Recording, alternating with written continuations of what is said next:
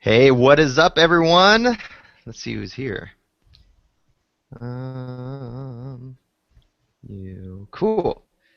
We have Russ, Bob, Cedra, Fran, Terry, Patty, Phil, Felicia, Dave, Carrie, Linda, David, and oh, you guys are awesome. This is great. This is great. So just like our other podcasts that we did before, basically this is how it's going to work. Is we actually have our guests here. We have Josh here, and um, what's going to happen is I'm going to introduce the podcast. So people who are listening on iTunes and Stitcher and stuff are going to hear an intro and everything. You're not going to hear the intro.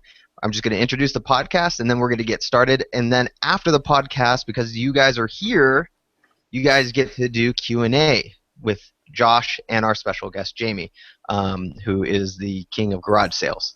So I hope you guys are excited. Let me see if feel free to use the chat function there. If you have a question, pop in, and you can do it anytime during the thing. Pop in your question into the chat, and there's a little way to, like, you can click on something. I think it's on the chat bubble or whatever, and it'll turn it into a question. So that way I can go through all the questions and we can get your questions answered and so on. Okay. David says back again and excited to be here. David, you are awesome, man. Welcome back. Welcome back. Josh, you want to say hi? Yeah, what's up, guys? David, thanks for coming back, and thank you for all you guys that are here. I'm excited today. This has been a long time coming, and I'm stoked to have Jamie on and be able to talk to you guys about what I've found, and then what Jamie is going to bring to the table is incredible and the best lunchtime experience you'll have. It's the best investment of your time during lunch possible. I guarantee it. I love it. Jim's super excited. Need to grow my business now. Cool. Jamie, just so you know, is having some technical difficulties. Not his fault, though. I didn't tell him this was going to be a face-to-face webinar slash live podcast. So, Jamie, say hi to everyone before we start the podcast. Hey, I have a fantastic microphone, so I'm sure you should be able to hear me just fine. But the webcam didn't want to work today. That's all good. It's But I all do good. appreciate you having me on. I'm looking forward to it. So I may still fix the webcam while we're talking, but at least I can still give you the content through audio. Awesome. Sounds good. Sounds good. All right, guys. So let me take a swig of my coffee, and we're going to get started. All right. Here we go. In three, two, and one. Hey, welcome to the Online Empire Academy podcast. This is Dean Soto, and I am so excited because we have a special guest. So, Josh, my man, my main man, tell everyone who our special guest is.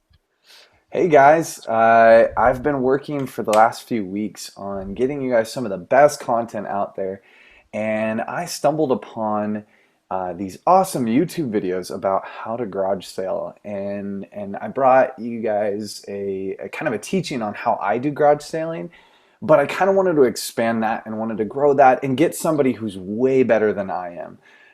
And I ended up finding Jamie, and his resources and what he does is he goes out and garage sales and then posts videos about it. But that's all I had found, and then I found out he had a website and he had some incredible content. And you guys, we have an opportunity. He's actually giving his curriculum and a lifetime membership on his site. And Dean's going to post it up. It's called the garagesalecoach.com/empire. And this is a resource for you guys that I have found it absolutely one of the most valuable things because I tend to get, I know I've talked to you guys about this before, I tend to get a little narrow-minded in the way that I do things and the way that I garage sale or the way that I operate, sticking just to eBay. And what I've been working to do is branch myself out, just like you guys are.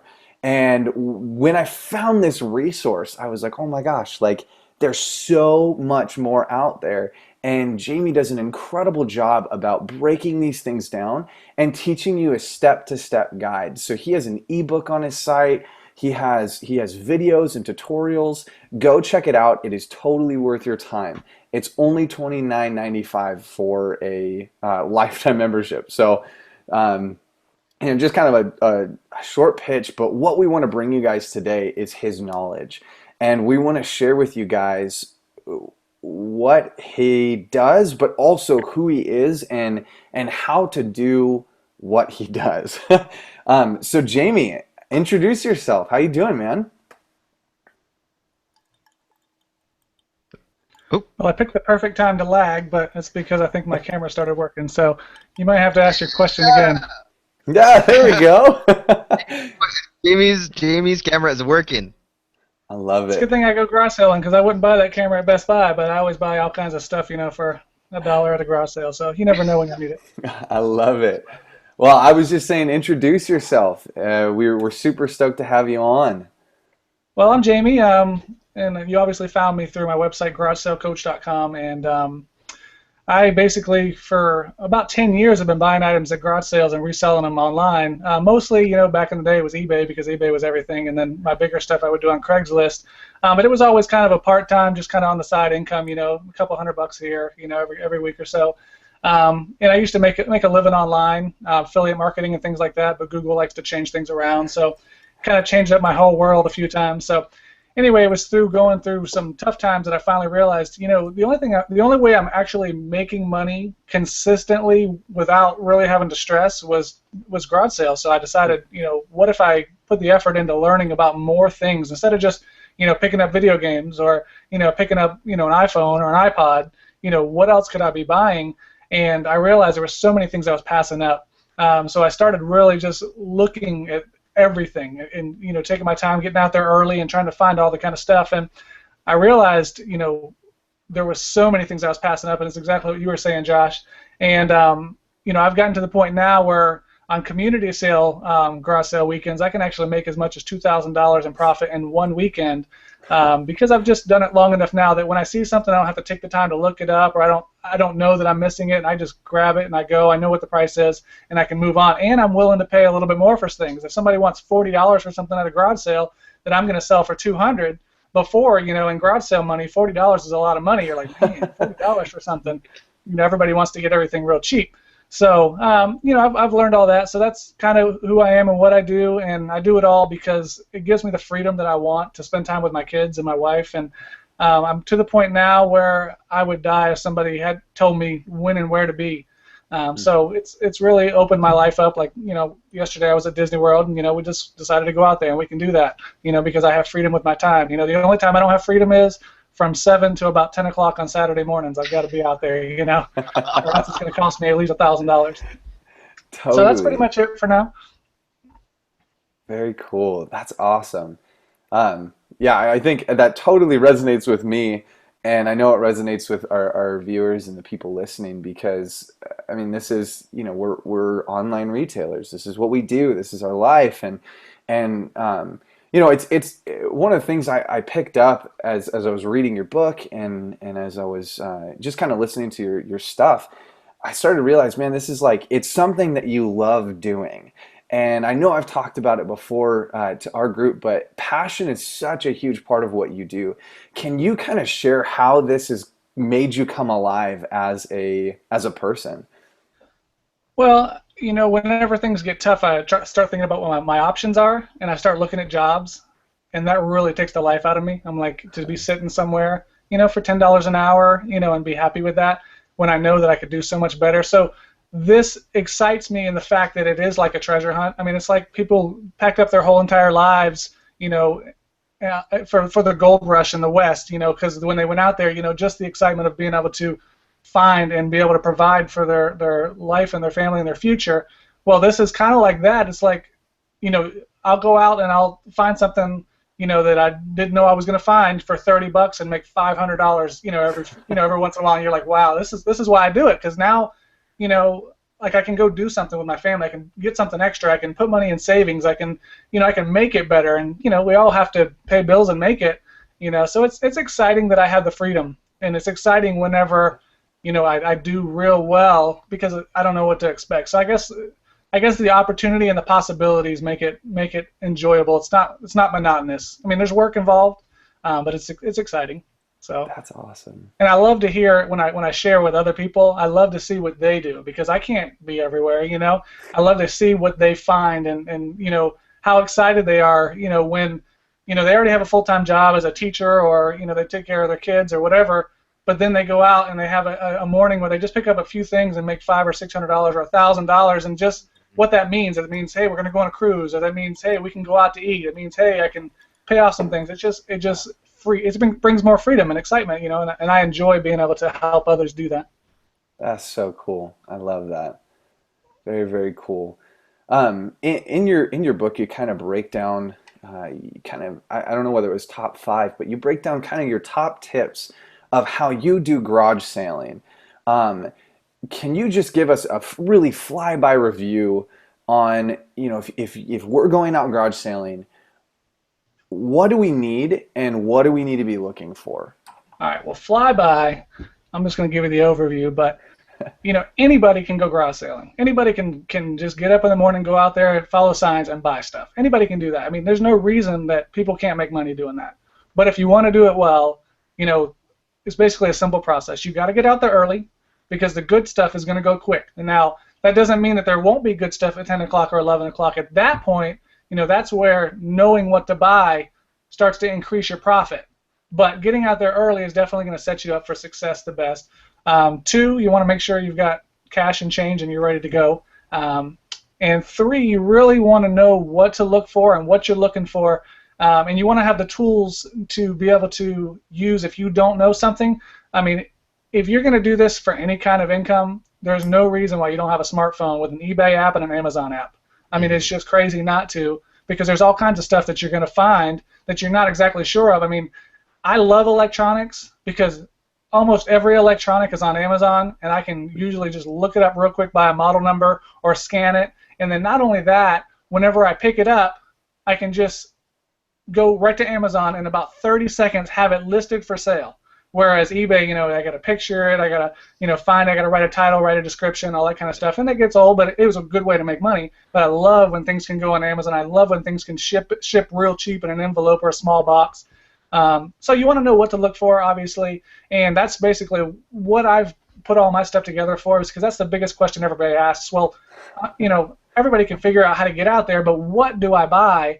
And there's so much to buy. I mean, in small, electronics, video games, cell phones, things like that are pretty common for good profit. But there's no limit to where electronics go. But there's also tons of things that you can buy, like bikes and lawnmowers for to sell locally locally on Craigslist. And I know, Josh, you said you buy bikes, and you can get great turnarounds on those, $20 and sell them for $120 the next day.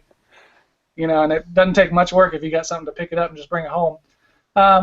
So it's pretty simple like that, just got to get out there and know what to buy and just be ready, and the difference between somebody that makes $300 and somebody that makes $1,000 or $2,000 is really just experience and then knowing what things are and getting them. Yeah, that's cool. I'm gonna sneak in here and ask a question, kind of a little bit more pointed. So somebody who's never, I mean, the majority of our audience here is doing eBay or Amazon, things like that. But I would imagine our podcast listeners are not doing that at all. Someone who's extremely brand new, how do they start, and what do they look for? Well, extremely brand new, one, you need to know how to sell something online. I mean, you could start out with Craigslist, but Craigslist can be a joke. I mean, you're going to get a lot of people trying to knock you down on price, and you don't get market value for things because you're only dealing locally. But that is one way to start, is just to get simple stuff that you can flip on Craigslist. You don't need to know how to mail. You don't need to know how to picture, know how to list, really. A lot of it can be done straight from your smartphone. But if if you're going to be new and you're going to be trying to figure it out, then obviously you need to learn how to sell online. And I know the majority of your audience does know that, but if you don't, you need to figure out, you need to get an Amazon seller account, and you need to get an eBay account. I would actually recommend starting out with an Amazon seller account, and it would be using the same Amazon account that somebody currently has, but you would just go to sellercentral.amazon.com and go ahead and sign up as a seller. And to get started, you'll kind of go into a trial period with them where you can sell a few things, but they're not going to pay you for about a month, just to make sure that you're really sending things out. The customers are actually going to be happy. But once you make it through that first 30 days, you get a couple positive responses. Now you're flowing. And basically, I created videos teaching people how to do every one of these things, just in case there are people that don't know. So there are technical things that go along with it, but as far as listing it, Amazon's a piece of cake. You just put it on there, put the condition that it's in and any details about it, and then when it goes to ship it, you can print the label directly from Amazon. I like to use padded envelopes. I like to use small priority boxes that you can get free from the post office or order from USPS.com and just throw them in there. And most things that I'll sell will weigh under 2 pounds and ship for between $2 and $7. So, and there's all kinds of other things as well. But if you're just starting, I guess that would be the gist of it, as far as the details of how to turn things around and get paid. So there's more aspects to improve and get better at everything, and even how you sell certain things. There's certain things you want to sell in bundles, and there's certain things that you want to actually break apart. And I tend to take all of my video game consoles. Like if I were to buy, say, a Nintendo 64, I wouldn't sell the Nintendo 64 with the power cable, the video cable, and the controllers all together. I would actually sell the console itself on Amazon for about $30. I would sell the power block on Amazon for about $15 using Amazon FBA. I would sell each controller individually for $15 to $20 using Amazon FBA. If you're not having Amazon ship it for you, you're going to get about $10 or $12. But if you ship it into them, pay about $50 cents to get it to them, then they'll ship it out, and you can sell it for usually about $5 more than what it would sell not FBA. So that's extra profit there. So when I used to would put things in bundles, I know now to break them apart. Something I used to would have got $30 on, now I'm going to pull out about 50 or 60 by breaking all these things apart. And I love Amazon FBA, which I'm sure a lot of your followers use, because once it's out of my house, I don't have to look at it, I don't have to deal with it, and it works fantastic. So that's probably a little bit more than here, but I love it. I'm like, oh my gosh, I would have never even thought of that. Because I do a lot of the online marketing and stuff like that for the Online Empire Academy, and I love garage. I used to go garage selling all the time, and I love garage sales. But what you just did right there, I'm like, oh, I'm going this Saturday for sure. and that was something simple, but there's just so much out there, that you can do that with. But it's not just how to make more profit out of the things you already know. It's actually knowing the things that you don't know. Like, I find the little HP ink cartridges all the time, that people take out of the box, and it's still in their little HP wrapper, but it's not in the original box. Almost always they have a 50-cent sticker or a $1 sticker on them. And even if they're expired by 2, 3, 4, 5 years, I still sell them on Amazon. I've had one person say it didn't work out of probably 500 cartridges that I've sold, and I sell them for anywhere from $10 to $30 each, and everybody passes them up all the time. Other little things, like something that I got turned on to just in the last 3 weeks was those little old stuff, okay, like micro cassette recorders. Like back in the day, you didn't record into your iPhone or your smartphone. You would get the little cassette and you'd be like, okay, reminder, blah, blah, blah, blah, blah. Well, I'm thinking that's old technology, and surprisingly, I'm still selling those for $50 to $70 a piece for some of them. Oh my gosh. And I just would pass those. I'm like, oh, those are junk. They probably don't even work, and who wants tape stuff, That's awesome, man. That's what's exciting, is knowing that was $50. We're going to dinner tonight. It's like that I wouldn't have had before. Absolutely, that is amazing. Yeah, I think you've hit a ton of things on the head of just like being open to discovering things. I think you're really good at, and you have some incredible resources on your page about those, breaking those things down. And you guys, he is an electronic expert. Jamie is so good at electronics and teaches about that. How did you get started? Because that's something that's super foreign to me. I love Nintendo. I'm all about Nintendo, but getting into sound systems and all of that is intimidating to me because they can be heavy at times. So tell me, how in the world did you get into that, and how did you figure that out? Well, a lot of it comes out of desperation. It comes out of, I've got to make $1,000 today. So am I going to pass up this surround sound system for $15 that I could probably put on Craigslist for 90 because I don't feel like putting it in the car. I don't feel like having to take a picture of it. So I got to the point where out of necessity, I'm like, well, I'm not going to make it to $1,000 if I'm not willing to, work an extra 15, 20 minutes to deal with this nonsense. So I would say that most of my growth and having to do things outside of my comfort zone came out of necessity because I didn't want to do this as a hobby anymore. I wanted to do it, so it's all I did. So those are things like that. And I would look up values like, I love Bose speakers. There's tons of Bose speakers that are only worth, $50 or $70 for the pair, but I picked up a big set one time that I sold locally for $550, because I didn't know anything about them, but you can look them up. You just look them up. I would have never wanted to pick them up because they're heavy, but if you just look them up, you'll know. So, there's a lot of big things that are worth it. I don't like to ship big things, so if I'm not going to be able to sell it locally and I'm not going to make at least $100 shipping something bigger, then it's not going to be worth my time, because you have to balance out, the headache involved with the work. So, you balance those things out, and there are still times where I pass up on some bigger things just because I don't want to have to deal with it, because once again, it's my freedom that I want to have, and if it's going to weigh me down, then sometimes I'll pass, but it's always there to be had.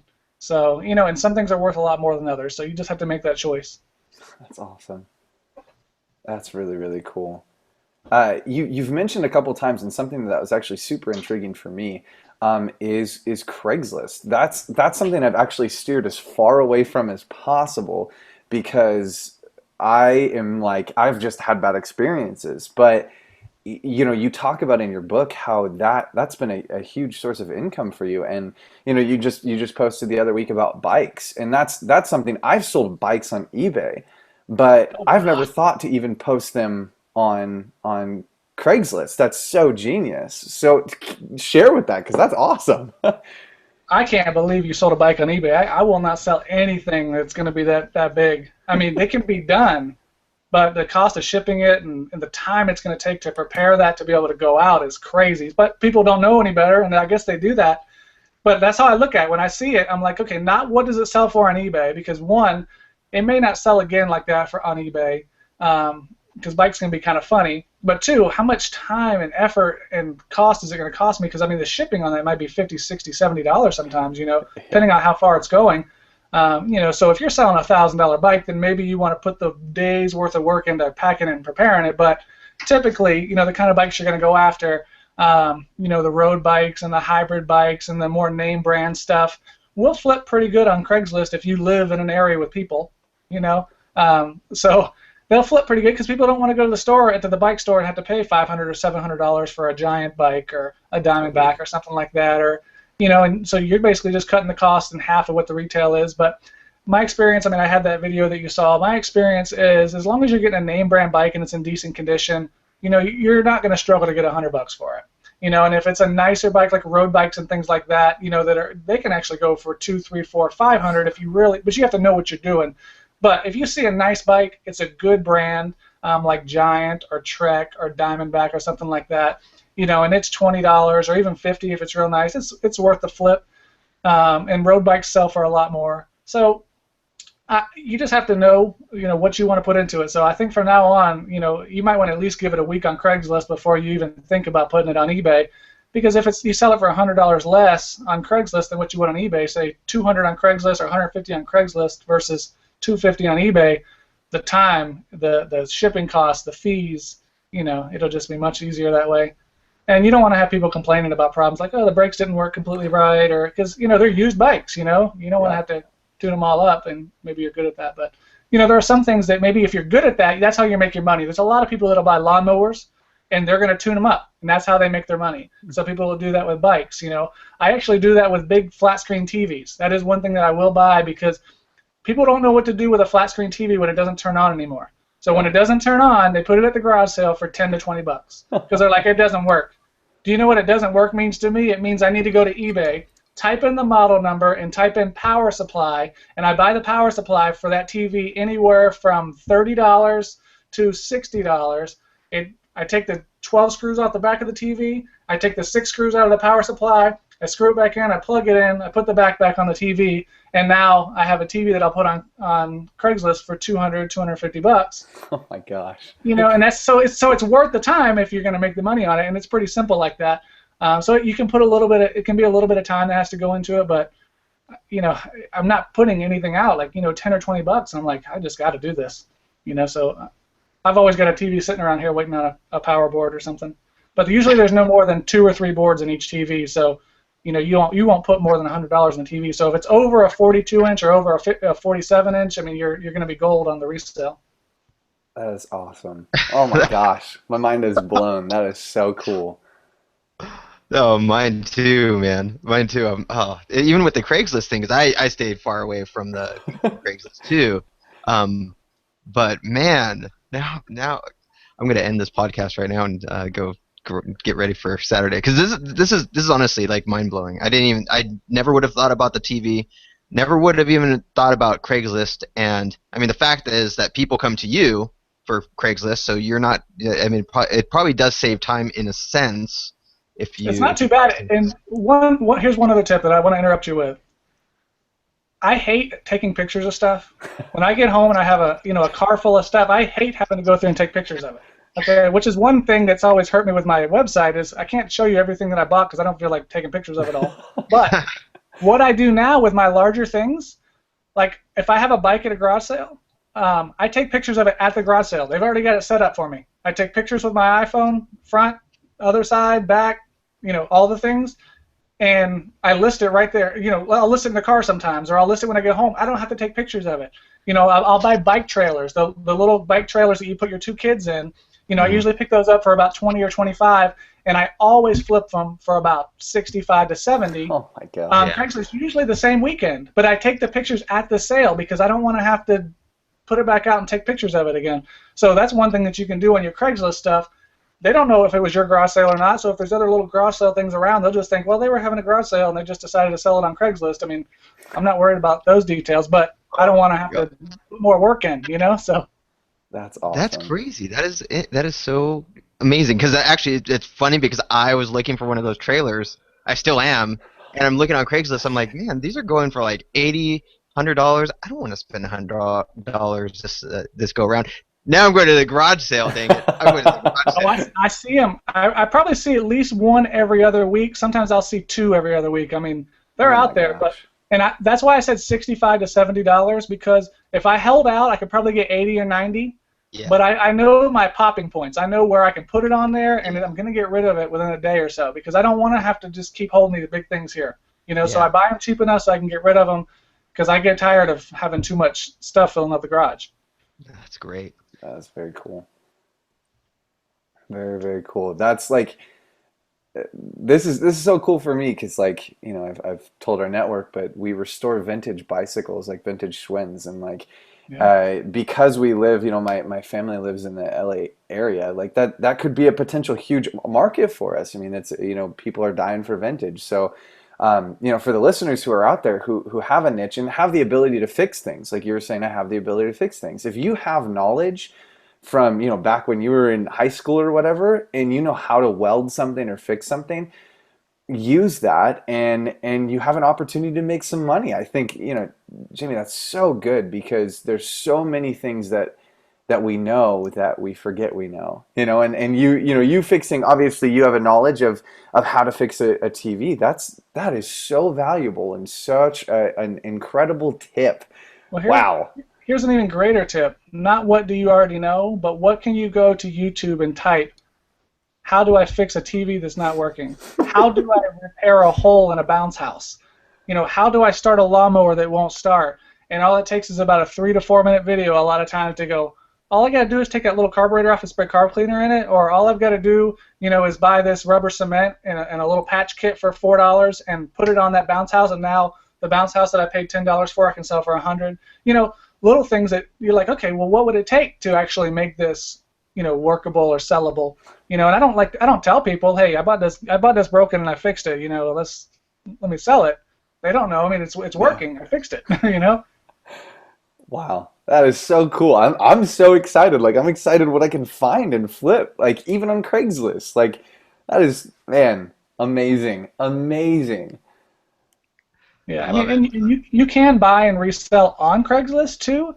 The only reason I like garage sales the most is you're gonna get things the cheapest, you're gonna get the highest return, on your investment, and the highest return on your time. I only have to be out there, 3 or 4 hours. It's already nailed down. It's not gonna take up my day searching Craigslist and meeting people and making phone calls and all that kind of stuff.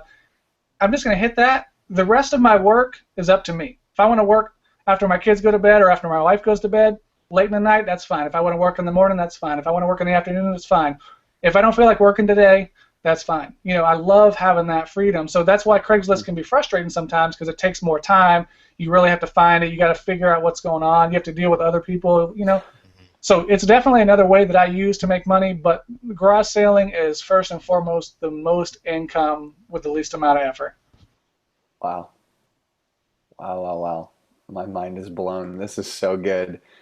Um, this is, all of this information is so great and so valuable. I want to put that into this weekend, and I want to be able, our listeners to be able to put that to practice this weekend. Can you just land the ship, land the plane? What are some top tips for going out this weekend? What are we looking for? What are we hitting? What are some of the things, the sales we're looking for? Give us some top tips. All right. I don't want to pitch my stuff because I'm not a salesperson. I really not. I really would just rather help people. And for the most part, that's what I've always done. But I got to the point where I realized, it takes me a lot of time to do all this, and if I'm going to be making people money, let me just charge some kind of small monthly fee. And I did something different, for your subscribers, to where there's no monthly fee involved. But, if you want to be serious, obviously you would want to, get my book and look at the things that I bought so that you can get even deeper. But without all that, just basically getting started, you have to just take action. Just show up. A lot of times people like, I don't really know about going out there or whatever. You've got to show up and do some prep work ahead of time. And I think that's one thing that people overlook is they just leave their house about 7:30 or 8 o'clock and they just look for a sign. And with that method, you may find some things, but if you do some prep work ahead of time and you know where you're going, you've either found areas in the past that you're successful with and kind of a route you're successful with, then that's fine. But this time of year, depending on where you live, I would always pick a good community sale first. So if this weekend, there probably should be some, the further south like Florida, we pretty much had them, March and April, but we have some lingering ones. But the further north you go, where the weather is still nice, you're going to still have them into the summer. So you want to go to a nice community sale, with a lot of participation so that in the first hour you may be able to hit 20 or 30 sales so that you've got the best opportunity to find things. So you want to set yourself up, to be at the right place at the right time. Once you've done that, now just start looking at stuff, start finding stuff, and you'll learn as you go. You'll probably pass things that you've missed, and you'll find out later you shouldn't have. And I had a friend of mine that used to always call me, and he would just be dying at the things that he left. And I wrote in my book one time, he had these little vintage NFL bobbleheads that they had like 10 of them, and he's like, oh, I don't know, they want $2 a piece on them, so he just bought like one or two. I was like, listen, at $2 a piece, if you think they have any value, just go ahead and buy them all. And he sold the two he had for like $200, but he left like $600 out there, and the rest of them because he didn't want to spend $16 more. In fact, he probably could have talked them down and said, well, if I buy all of them, will you take 15, which is very reasonable in garage sale terms to do a bulk buy. I usually always put my stuff together. I'm like, okay, you're asking so-and-so on this. If I get it all, will you take this? So, just set yourself up for success. Go ahead and get out there. Don't put stress and pressure on how much money do I need to make, all that kind of stuff. Just get out there and start finding stuff. It's just like somebody that first started digging for gold. You're just going to start digging. You find something, now you're like, okay, I can really find something. Let me learn a little bit more. Let me get the tools I need, to dig deeper and find more and extract more. And that's just what's going to happen. So set yourself up for success. Get to the right places. Know as much as you can going out there and learn while you're there. Look things up. And another bonus tip, is sometimes if it's not going well, start asking the homeowner. Start saying, hey, do you have any video game stuff or Nintendo stuff or cell phones or anything like that? I mean, I see people doing it all the time, and they're like, I got a whole drawer of cell phones in there. Let me go pull them out. and it's crazy. Or I've had other people pull other great stuff out before, and I'm just hoping nobody sees it when they're pulling it out. I'm like, no, that's mine. No, they're doing something for me right now. But just get started and go do it and just have fun. Make it fun, because when it's not fun, it becomes a job, and when it becomes a job, you're not going to do as well. So it's just a bonus thing that anybody can do. That's awesome, man. I love it. That is so cool. So if you want to, if you're serious about it, check out GarageSaleCoach.com. Actually, a special offer. Normally it is $29.95 and then $9.95 a month. Online Empire Academy listeners get it for just the $29.95, and that's it. Yeah. No monthly. Yeah, and you want to go through your affiliate link. It'll be GarageSaleCoach.com/empire to be able to get a lifetime membership to any content that I ever put out instead of having to pay a monthly fee. So that's just for your subscribers, but you want to use that link and you'll get full access. I've documented. I spent a whole entire year documenting in 2012 everything that I bought and sold. I documented what I paid for it, how much I sold it for, where I sold it, what the shipping costs were, what the fees were, deducted all of that out. And that was just when I was just kind of just taking this seriously. And that year was my profit for the year was $33,906. Oh my just on that year. And I'm telling you that I am so much better now. So I still document the things that I buy and sell, and I've added whole new categories and whole new items that I never knew about before. And I keep adding those in there. Plus, I've got training videos and all that kind of stuff. So it's a great resource, a great tool, and I don't want to take anybody's money if it's not valuable. So I don't care if you look at it and say, you know what, this is a waste of my time. I won't make any money off of this. Just send me an email. It's a full refund. I don't even care. But it's going to be helpful. And for your listeners, since I'm early on in creating this membership, I want to be able to just provide, the resource at a valuable proposition for your listeners, to get it going. That's so good, man. We appreciate it. That is, you guys, I've been a member for the last week, but then, following your resources for, the last month and really digging into what you had, just the free content on YouTube. And when I joined your group, there was so much more that wasn't talked about on YouTube and so many more resources that I'm so glad that I got. And the book was so good because, the main thing is it gives pictures, which was so cool for me because I'm like if I'm able to look at a picture, I'm like, oh, I can buy that totally. So over 300 items actually pictured in the book, broken down in 50 categories, so that you really oh, okay, that's what that is, or that's what I should be looking for, and that's what the value of that is. So I know that should be helpful, and I'm glad you found that helpful. Totally, yeah. Awesome.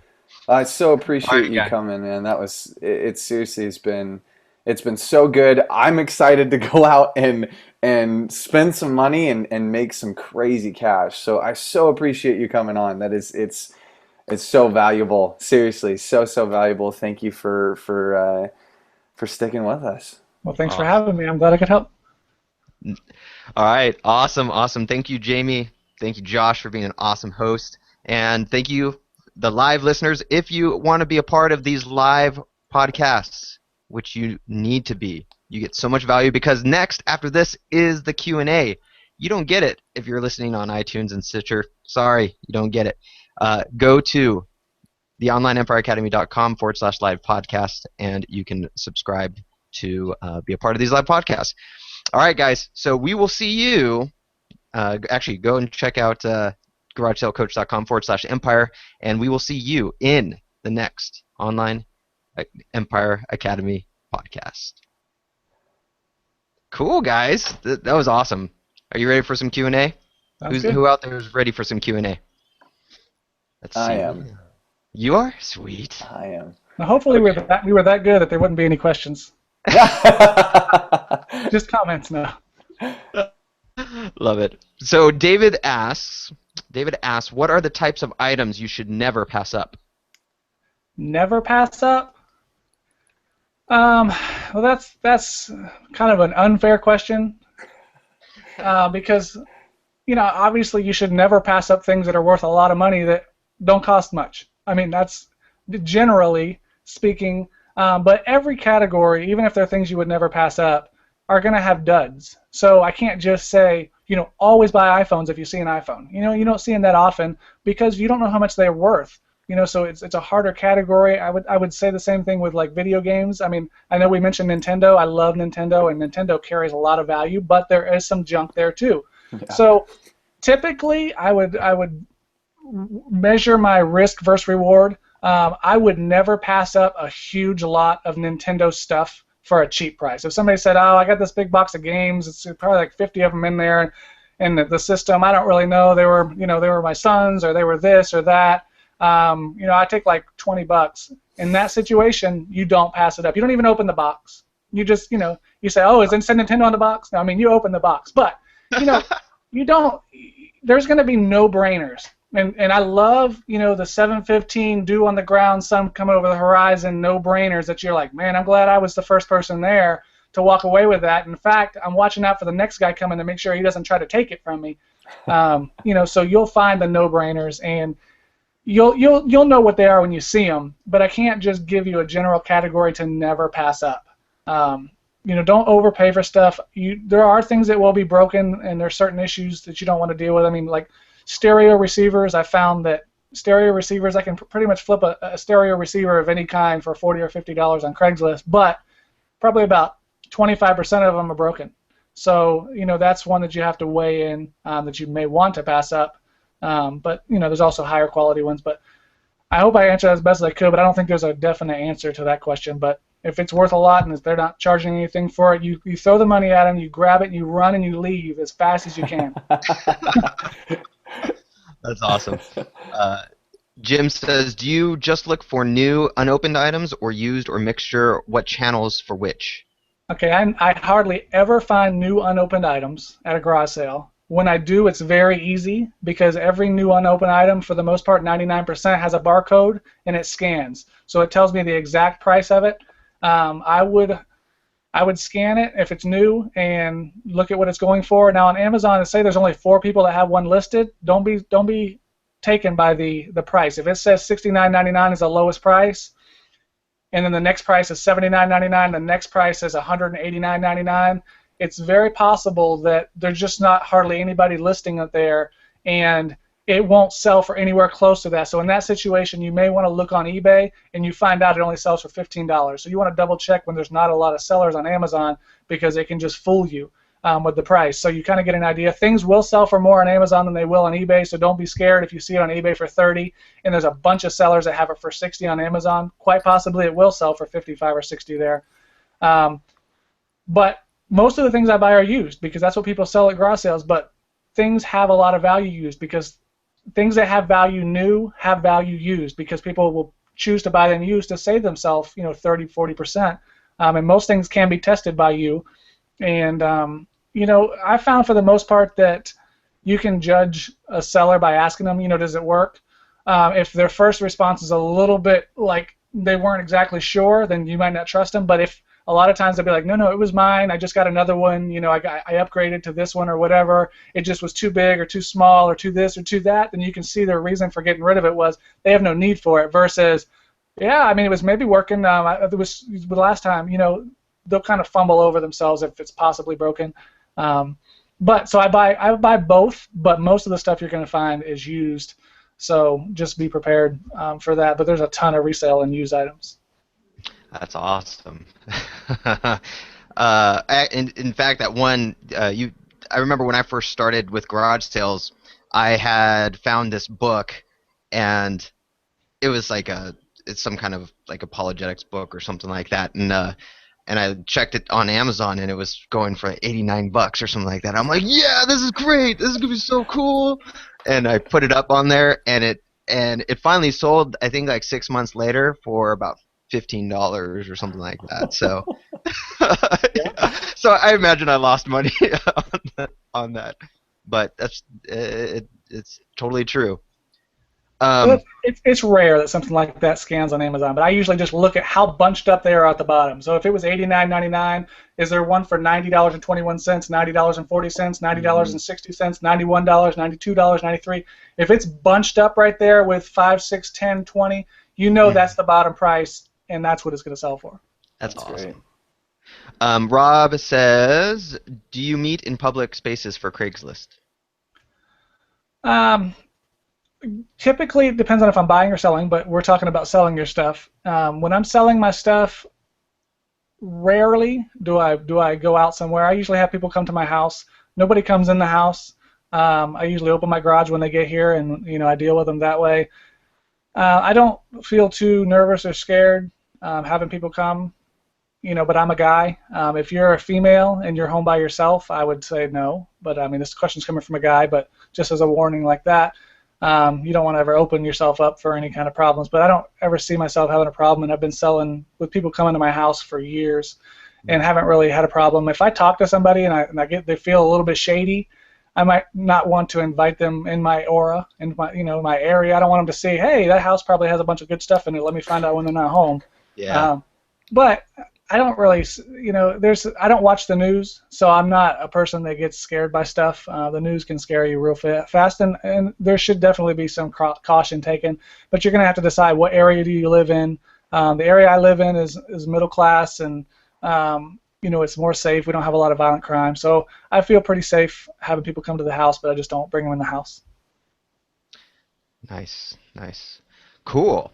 Terry, no, actually, it was Kate said, I've heard that some police departments are allowing Craigslist sellers to meet buyers in their parking lot. As a senior lady, this would be comforting. So, Good top tip.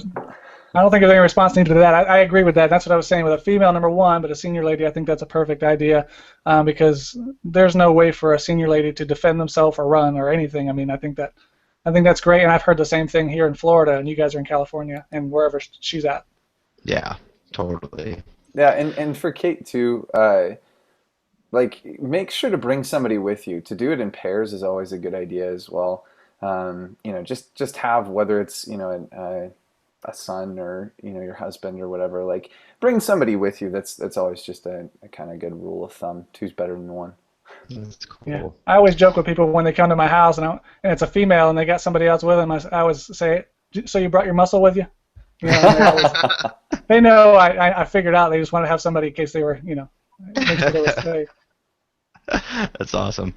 Terry says, Jamie's exuberance and passion are infectious. He clearly knows what he's doing. We'll buy his book after the webcast. Well, thanks, Terry. Let's see. Sidra says, how do you organize your shopping trips? Well, I assume now we're not talking about garage sales. I guess it'll take her a second to respond to that. I'm guessing it's the actual trips going around to the garage sales. Well, I'll answer it two ways. One, I'll talk about going to garage sales, which I've kind of talked about already. But two, I'll talk about if you do buy retail. Garage sales, I have learned over time the routes that I like. And since you guys are on the Q&A, you get even more bonus stuff. But I've learned I like the middle class and upper middle class suburban family neighborhoods early because they typically have the most stuff to turn over. Their kids are outgrowing things. They're keeping up with the Joneses and buying the newer, bigger, better things.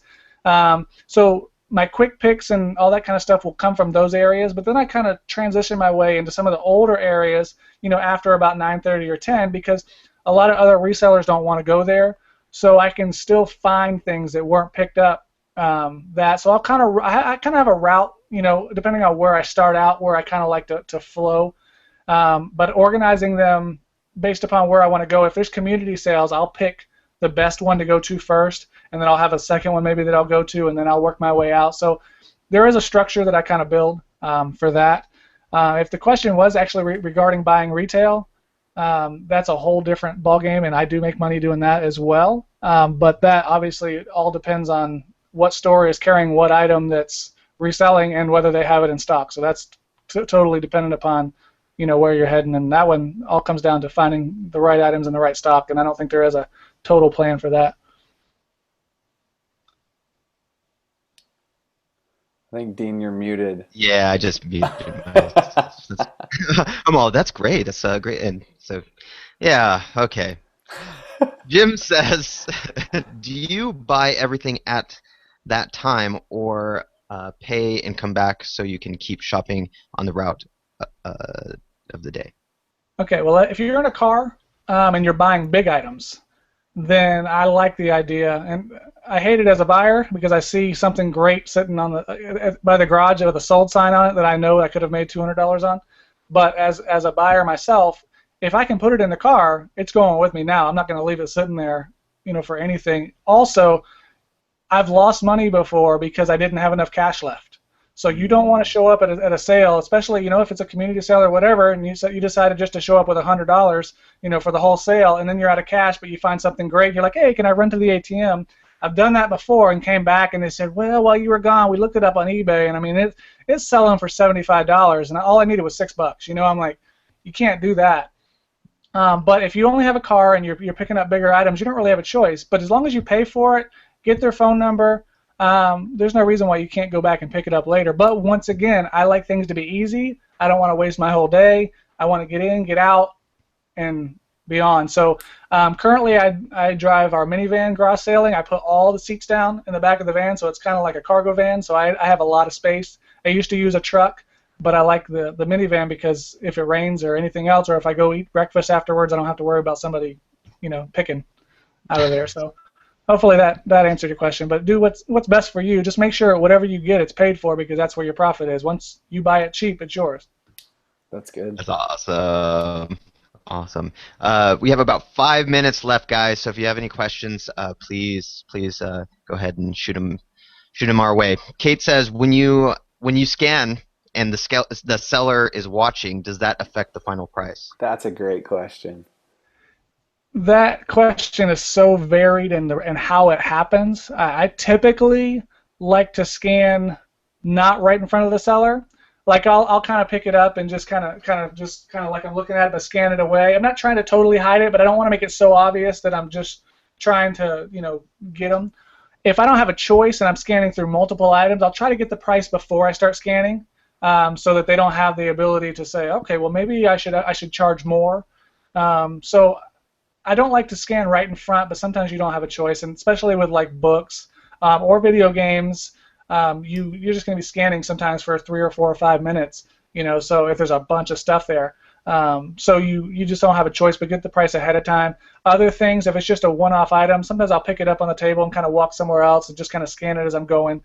So you kind of play that one by ear, but I've had other times where a buyer or a seller will actually be like, yeah, well, how much is it scanning for? Or how much is it worth? And in that situation, I've got to kind of still beat down the price, So I'll be like, if I don't want to be completely honest with them, so what I might do is give them more of an eBay price. So if something's scanning for $50 on Amazon, I might look it up on eBay at the same time and maybe take one that's not as nice or whatever, and be like, well, I mean, I see some of them selling here, used on eBay for 25 or 30, but it's a garage sale, so I always try to find a better price, and at least it gets me then pushing them back down to maybe the 10 or 15 if something's worth 50. So you don't want to build up the price on things ever. You always want to call things, I wrote this in my book, you always want to call things by their least desirable form. Don't call something a 47-inch, LCD HD TV, call it how much on the old TV. And it just helps to make it look like you're not crazy in love with it and they're just trying to get rid of it, because most people want to get rid of their stuff. They don't want to have to haul it back in. So hopefully that answered your question on the scanning. That last thing you said was one of the things that I absolutely loved about the book, was that specifically, because I've totally done that where I'm like, oh my gosh, like that's a first press Elton John vinyl, and then I'm like, oh no, like that was so dumb. So yeah. That was really good for me, and something I know that our audience can take, because that was huge for me, because I was like, oh dude, I've totally done that. And what are you gonna say next time? What are you gonna say next time? That old record? That's right. and then bunch it up with the other ones. How much for the old records? Like all these old ones, just instead of just that singling something out, That's great, man. That's good. Awesome. Love it. Cool, guys. Well, I think we're gonna end it here. Don't see any more questions. This has been an amazing podcast / webinar. Jamie, seriously, I'm pretty sure, because I can see the engagement and stuff that's going on in the room. This is probably one of the best podcasts that we've ever had. So, seriously. Yeah, I am very very excited to. I'm actually going to go out and get your book and join your coaching program thing and try it out this Saturday. Actually, Jim just said this has been a great call. Thanks for putting together and the offer. I'll pick it up and join as well. Honestly, this. I was just the other day. I'm like, I need to build out another income stream. I need to build out another income stream, and this is such an easy way. Of course, there's work involved, but it's such an easy way, time-wise, to start making a little extra money here on the side. Yeah, and the money can just wait for you. Like, I figure once I bring it in the house, it's money in the bank. I just have to cash it out when I have a chance to. Yeah, totally. I love it. Cool. All right, guys. Definitely check it. Check out his program. It's garagesalecoach.com/empire. And yeah, I would love to have you back later on down the road too. Absolutely. Thank you so much for joining. This is so valuable, and I'm stoked to get on the Craigslist game. That's so encouraging for me. So I'm excited. Thank you. Cool. I enjoyed having the call and you guys having me on. So thanks for having me. Cool. All right, guys. Have a great rest of your day and hopefully a fantastic week now that you know how to do these garage sales. See ya.